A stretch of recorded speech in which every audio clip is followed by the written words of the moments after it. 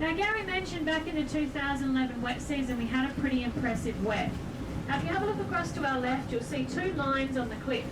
The grey line, that's where we started the beginning of the season, so that's how much water we've lost already. The next line up, the orange and black line, that's where the water sat in 2011. Now another half a metre and that one-way spillway bridge you made your way over would have been wiped out entirely. They say that there was 1.6 Olympic swimming pools per second flowing under that spillway.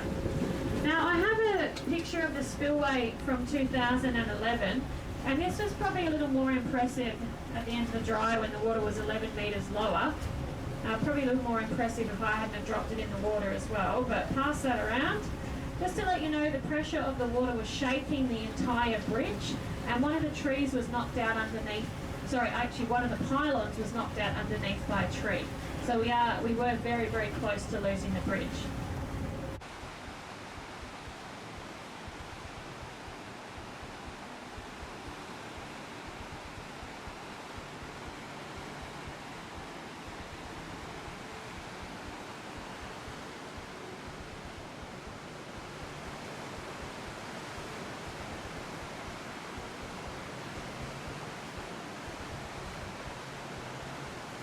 So we lose water off the lake by a few different means.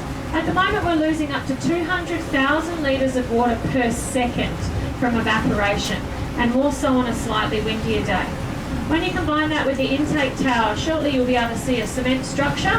This is 18 stories high, but at the moment you can only see about a quarter of it. Coming to view soon.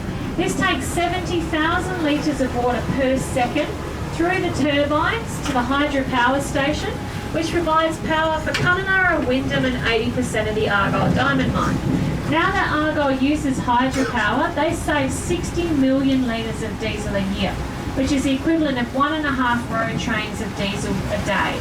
So obviously very good for the environment for us to have hydropower. At this particular moment we're losing 270,000 litres of water per second, but the lake goes down by just over a couple of centimetres a day. So just to give you a little bit of an idea just how big Lake Argyle actually is.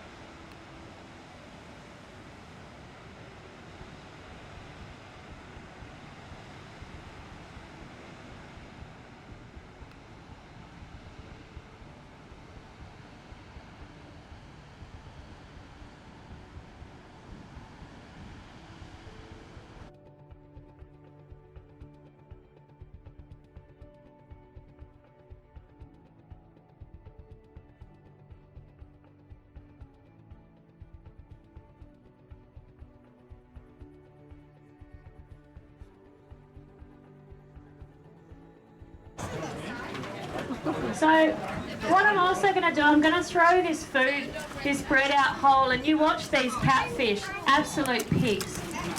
They'll eat the whole lot. Yeah, they're like a little hockey puck. Do you hear the noises? Yep, look at that. You're going to have a gut ache after that. Oh, an archerfish got some. So the ones with the spots, they're the 7-spotted archerfish. Called the archerfish because they can spit water up to 2 metres with precise accuracy to knock insects off branches. Now we've actually trained some down at the boat ramp.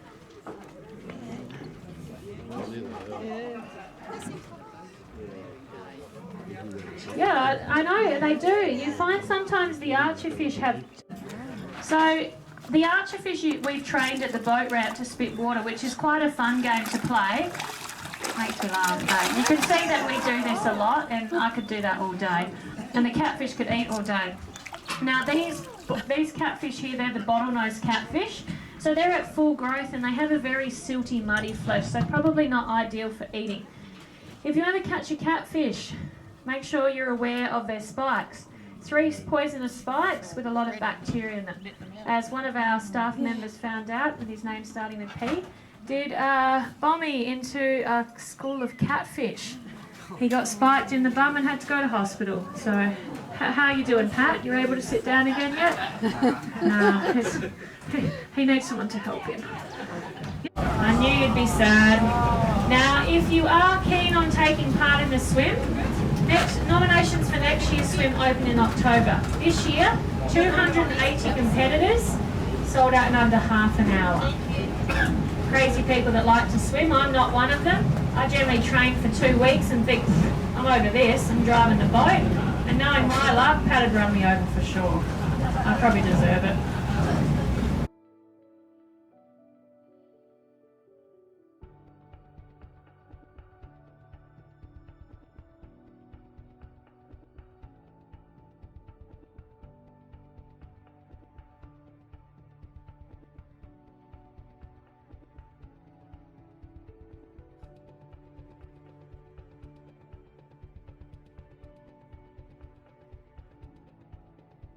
Road where you jumped in the bus with Gaz, past the dam wall, through the narrowest point of the lake, fish feeding at Gundarun Point, down to Balanian Island, termite mounds, rock wallabies, around Jabiru Rock. We were lucky he was home today, and that's where we've stopped. That's it. And we won't be doing the rest today either. We have enough time.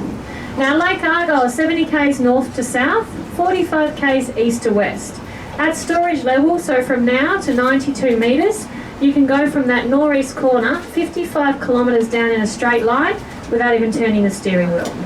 If you were to walk around the outside at the moment, it's a lazy 950 k's, a bit more than a day trip. At least you know you've got plenty of fresh water to drink.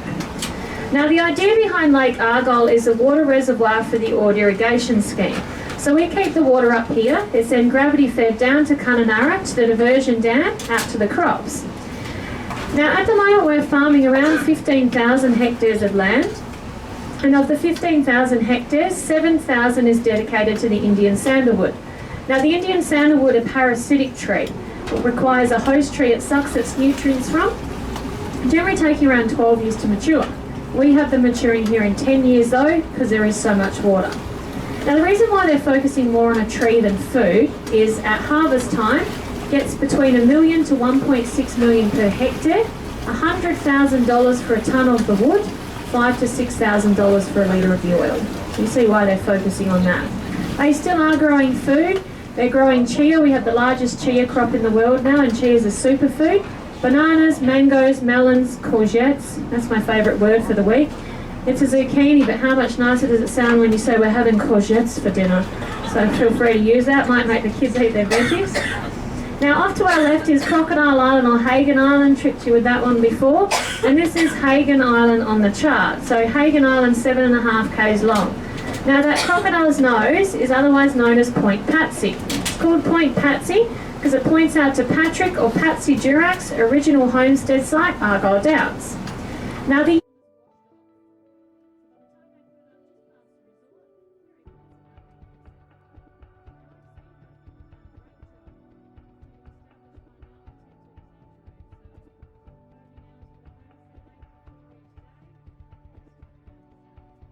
$1,500 billion litres of water, and that flow rate is second only to the Amazon River, which has a catchment area 4 times the size of ours. So now you know why they put that tiny little dot in there, the dam wall, to give us all this fresh water. Now at the moment we're just on the edge of the green, water level wise, but in 2011 they were on the edge of the red. Now, today's chart talk, a little more successful than one of the ones I did in the wet season, where it certainly became the wet season for me, when I had a small child wee on me. Now, I was up here chatting away and I thought, what's that on my foot? And he was weeing on it. So, clearly he didn't like my commentary too much, but I've now invested in a stick, keeps the kids away, keeps the crew in line. In the end, they're going to go until there's no diamonds left. Now, we heard an interesting story the other day about one of the surveyors out at Argyle. Now, the night before he went to survey the runway, I think he might have got stuck into the bevies. Because the next day he actually put the runway down the wrong way. Yeah, so they experienced extreme crosswinds. But probably the biggest mistake he made, put the runway on a diamond vein. I reckon after that, more than likely joining the unemployment queue.